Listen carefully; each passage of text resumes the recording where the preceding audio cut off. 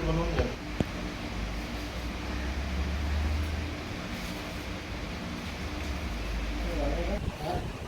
वडिलांना बोलवलेला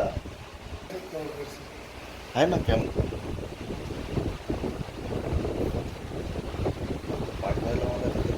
मी आमच्या ठाणे जिल्हा सहकारी बँकेच्या निवडणुकीच्या प्रकरणामध्ये अनेक अडचणी आहेत, त्या संबंधी आपल्यासमोर निवेदन करत आहे. मी आपल्याला सांगू इच्छितो, या जिल्ह्यामध्ये गेल्या अनेक वर्षापासून अत्यंत चांगल्या प्रकारे बँक चालवण्याचा प्रयत्न मागच्या सर्व डायरेक्टर आणि चेअरमॅन केलेला आहे आणि हजारोच्या संख्येने या बँकेची प्रगतीच्या पथावर नेऊन ठेवलेली आहे. तेव्हा अशा परिस्थितीमध्ये हे नवीन बोर्ड आल्यापासून गेल्या अनेक वर्षापासून या बँकेमध्ये या बँकेची प्रथा आहे जिल्ह्याची की या बँकेमध्ये नोकर भरती करत असताना जिल्ह्यातल्या लोकांना प्रतिनिधित्व दिला पाहिजे, परंतु दुर्दैवाने असं काही घडलं नाही. या बाहेरच्या लोकांना या जिल्ह्यामध्ये नोकर भरतीमध्ये पैशाचा गैरवापर करून केलेले आहे. त्या संबंधी हायकोर्ट, सुप्रीम कोर्ट इथे केसेस चालू आहे आणि त्याचबरोबर या सर्व परिस्थितीमध्ये हा जिल्हा अत्यंत ठाणे आणि पालघर हा जिल्हा फार मोठा असल्या कारणे 2 जिल्हे झाले आणि गेली 8-10 वर्ष होऊन गेले, 2 जिल्हे झाले, परंतु बँक अजून एकच आहे. सुदैवाने या पालघर जिल्ह्यामध्ये सर्व खाती, collector office, commissioner office, hospital सर्व झालेले आहे, परंतु दुर्दैवाने तिथे बँक फक्त झालेली नाही.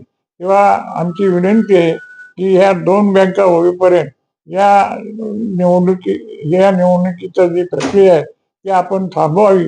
याचं कारण या जिल्ह्यामध्ये निवडणूक होत असताना जवळजवळ 10-12 तालुक्यामध्ये मतदारसंघामध्ये आता मोदीच्या आणि अमित शहाच्या कृपेने कायद्यामध्ये बदल झालेले आहे की सरकारामध्ये 10 वर्षे जो डायरेक्टर असेल त्याला तो उभा राहता कामा नये आणि त्या कायद्याची अंमलबजावणी होण्याच्या दृष्टीने या बँकेमध्ये प्रयत्न केले जात नाही.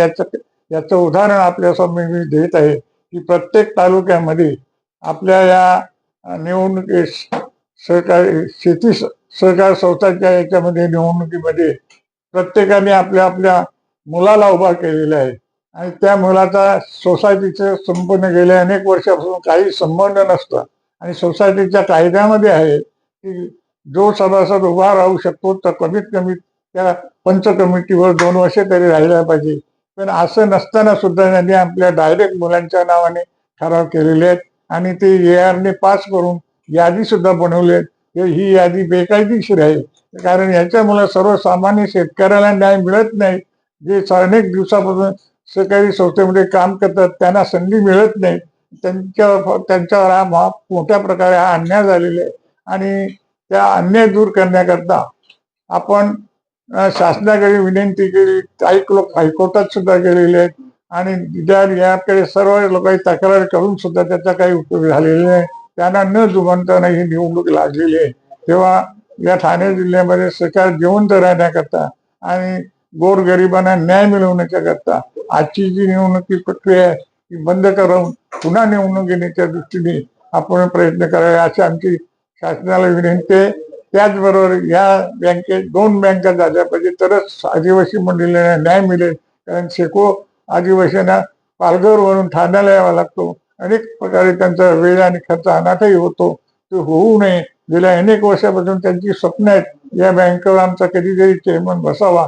ही स्वप्न अपुरी राहिली, ती पूर्ण करण्याच्या दृष्टीने आपले महाराष्ट्र सरकारचं धोरण आहे की आदिवासी लोकांना न्याय दिला पाहिजे, परंतु त्या धोरणाप्रमाणे या बँकेमध्ये काम केलं जात नाही. तेव्हा कृपा करून आपण आमची विनंती आपल्याला आहे की 2 बँका होईपर्यंत ही निवडणुकी प्रक्रिया आपण थांबवावी आणि जे बँकेमध्ये जे भ्रष्टाचार झाले नोकर भरतीचा अनेक प्रकार खरेदी विक्री जे आहे त्याचा इन्क्वायरी शासकीय पद्धतीने व्हावी अशी आमची सर्वांना विनंती आहे आणि याच्या संबंधी अनेक पत्रव्यवहार केलेले परंतु शासनामध्ये त्या पत्रव्यवहाराची आतापर्यंत दाद काही घेतली नाही. तरी कृपा करून आपण हे आमच्या विनंतीला मान देऊन या आजच्या या निवडणुकीला स्थगिती द्यावी आणि न दिल्यास आम्हाला दुर्दैवाने दोन्ही जिल्ह्याच्या तर्फे हजारोच्या संख्येने मंत्रालयामध्ये मोर्चा येण्याची वेळ येऊ नये याची आपण दखल घ्यावी ही आपल्याला नम्र विनंती आहे.